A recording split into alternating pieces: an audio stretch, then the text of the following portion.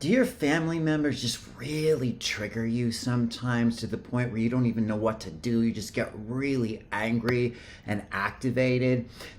Our families can get under our skin like no one else. I'm going to be explaining in this video kind of why this is, and I'm going to be giving you 5 things that you can do when you find yourself really just frustrated from a situation.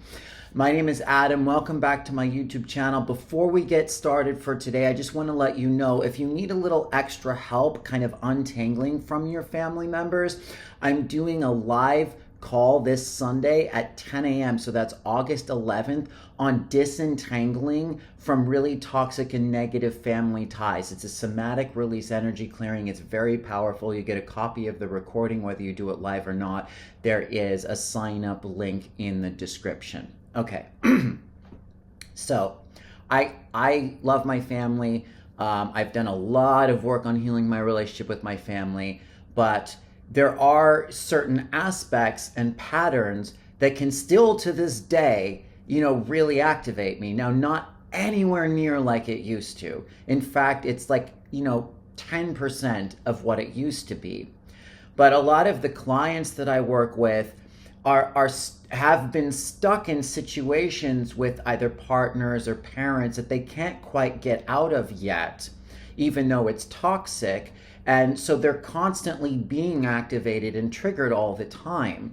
And so I wanted to do this video to kind of help you at least find a few different things you can do if you're in one of these situations to kind of help yourself unwind, come back into your body, and just some tips and tools to help you deal with this, because it's definitely a thing. So the first thing that you can do when you find yourself triggered is actually a somatic release exercise.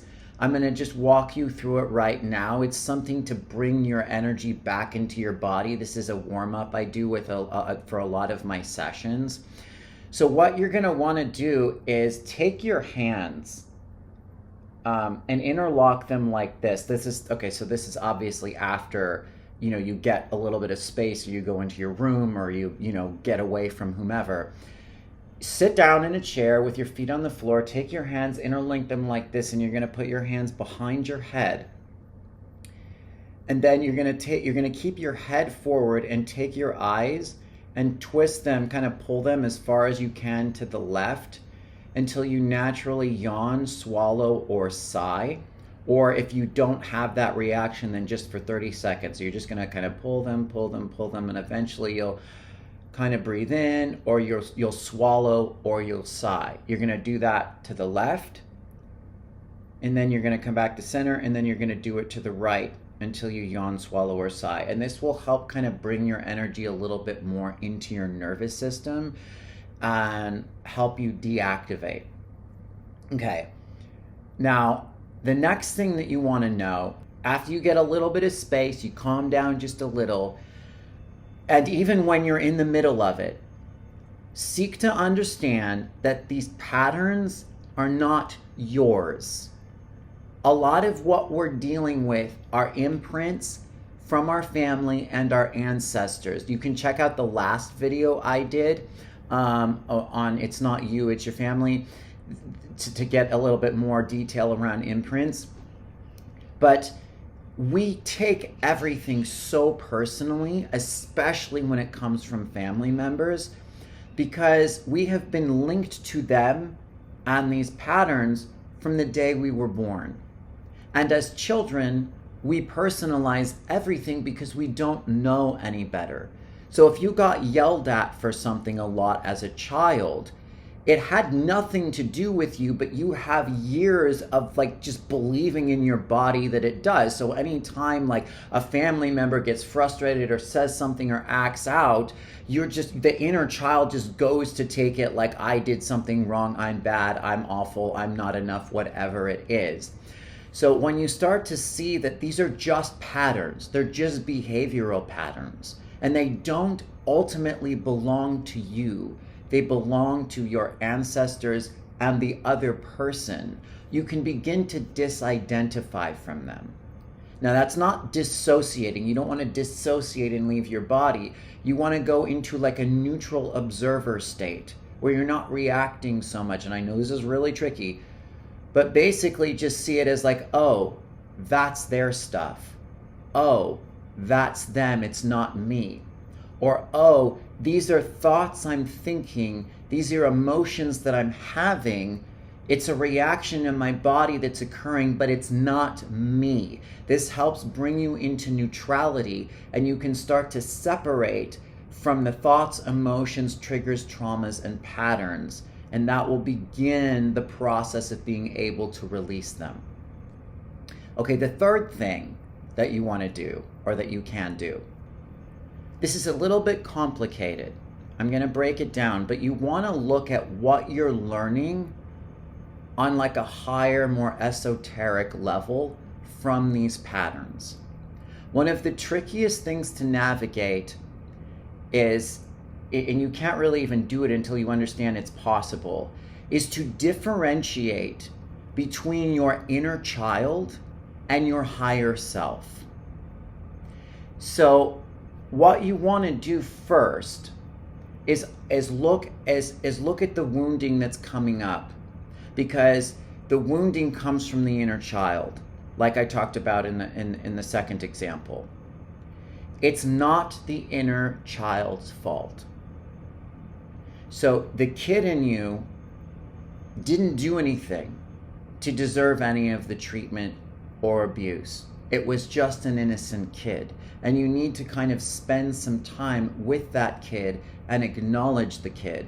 Acknowledge the kid's feelings, its fears, its frustrations.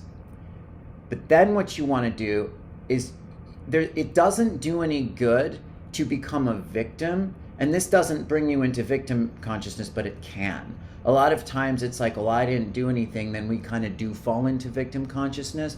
You want to understand that it's not your fault, but you now have the power to change it. And one of the biggest things that I find to be helpful is just having a realization, or even just a belief, that on some level there's a higher part of you that chose this life, that chose your family, and chose these patterns to learn from. What are you learning? Now, I'll give you an example. One of the people in my family that triggers me the most is my uncle. My uncle, I love my uncle, but he's very angry. He's very sick. He throws temper tantrums all the time. He punches the wall. He screams. He's constantly judging everybody, like stating that they don't deserve to live. And he's actually underneath it a really compassionate, good person. He has many narcissistic qualities, and yet he's not really exactly a full-on narcissist, because he has this level of love and compassion that most narcissists don't have. But it's very triggering for me. And one of the imprints or patterns I got from him as a child was, the reason that he is this way is because he has this very low self-esteem, which comes from his trauma as a child. And so in order to compensate for this, he always wanted to be great. He always wanted to do something amazing. He wanted to be this huge record producer that made all this money and conquered the world. He wanted to achieve this greatness. And, he never quite did that. And he wanted that from me too. So he was always someone that was kind of pushing me to do something extraordinary and huge. Now, there's the part of me that's always wanted to do something extraordinary and huge too, which is what I'm getting to. But there was this pressure on me as a child, or I felt it, to do that, or else I'm not good enough, because that's how he felt about himself. So for years, when I was going through my awakening process and struggling and working just kind of crappy dead-end jobs, he would always be like, what's going on in your life? What are you doing? And just him asking me that question would make me so angry. I wanted to scream and run away, because I could feel all of those years of that entangled pattern of like, if you're not doing something enormous, you're not good enough, which was his belief about himself. So anytime he asked me what I was doing, and I didn't have like, oh, I'm making a lot of money, or I just got a record deal, or I didn't have these huge exciting stories to tell him, I felt like a total piece of shit. Okay? Now, on one level, like I said, that's an imprint from his energy and being so connected to him. But on another, that is a life lesson I chose to learn. He is a reflection of something that my soul needed to work out in this life, which was being a little too attached to status, a little bit too attached to power, a little bit too attached to like wanting to conquer and accomplish and doing these great things. And there's nothing wrong with that. It just depends on where you're coming from. So in order for me to unravel this, I've had to look at like this imprint from childhood, realize I inherited a lot of his energy, let it go, but also know that my power is in seeing where in myself I'm working through this too. And so the antidote for me has been to be aware that I'm healing a worthiness lesson and that I'm learning to love myself just as I am for no other reason. So I would be triggered by him and I'd have to kind of walk away and like separate before I could really calm down and work it out. But the way that I've done that is to over and over and over again reaffirm my level of worth and value just for being. And sometimes I couldn't answer that question. And now it triggers me like 95% less than it used to, but it still bothers me a little if I don't have this big exciting story to tell, because I can feel him like waiting and needing that in order to like have this good enough feeling, which again is about him, not me. But when it triggers me because on some level I set it up to work through it. And when you realize that and you start seeking to learn at this level, that's when you can clear all these patterns because you're taking ownership and responsibility for them. Another thing you can do when you get really triggered by your family, try to see them as little children. Like if they're yelling, if they're flipping out, if they're, poking your buttons, we, come into the world little and the adults are big. And there's this dynamic of like, you're bigger than me, you know everything, you were here before me. And so we kind of automatically just give our power to the adults because as children, we can't take care of ourselves. But there's like an investment in what they know automatically or unconsciously that occurs when we do that we have to get in check. And when you see that like a lot of their acting out or their negative patterns is just their own wounded child, you don't take it so seriously, you don't take it in so much. And it's easier to have more compassion for them because it's like, oh, this is just like a sad, hurt, angry kid. It doesn't take it all away. It doesn't excuse their behavior, but it helps you to separate from it. And the next thing you can do is when you are able to like get away from them spatially, like go into your room or whatever, it really helps to visualize your energy separating from theirs. Because on a quantum level, our energy fields entangle. Now they entangle so much because of these imprints and patterns within us that draw in the magnet, but also it's family. So they have the same sort of body, the same avatar, the same DNA. It's really easy to just stick to them. It takes a long time to really start to separate the non-beneficial patterns, especially when there's a physical closeness. So if you can just see like their energy moving out of your space, you can visualize it however you want, and you calling your own energy back, it really helps. And always ask, see your energy kind of come back almost cleansed. It's almost like, if you pick up something you dropped in the dirt, you want to like brush it off and clean it off first before you put it back in your pocket, or you're just putting like a dirty whatever back into your pocket, okay?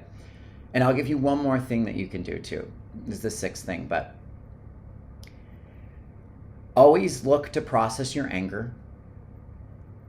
Know that your anger is valid.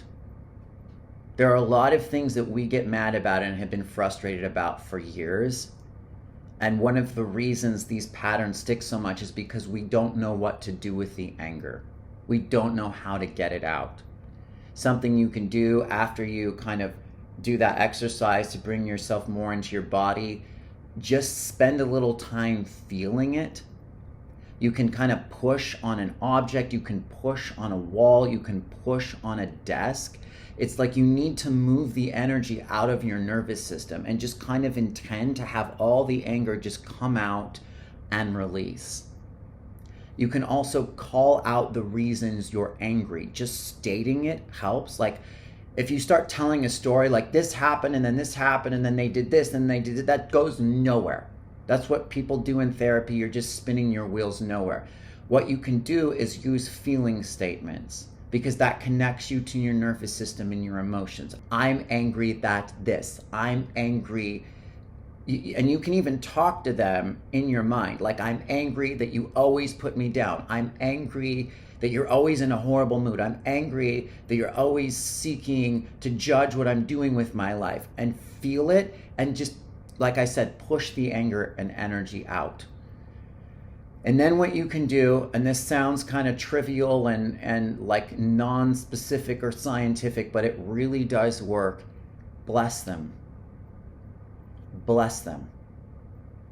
Because on a quantum level, like attracts like. We're like magnets. When you're angry, you draw in more anger. When you're afraid, you draw in more fear. What you resist persists. What you fight against, you become. So when you can just be like, bless you. I bless this person. You're sending them love. You're not trying to change them. You're not trying to clear their energy. You're not trying to save them. You're just sending them neutral love. And it really helps to release these patterns and untangle them. I hope this helped. Please sign up for the call if you feel called. It's going to be a really amazing call. We're going to get very deep into this stuff and release a lot of these patterns. I have a free book list in the description below if you want to download it. Other than that, I really appreciate anyone who watched this video. Thank you very much for your support. Please let me know what you think in the comment section below. If you have any other questions or topics you'd like to hear about, I'm very open to that. Other than that, I look forward to next time, and bye-bye.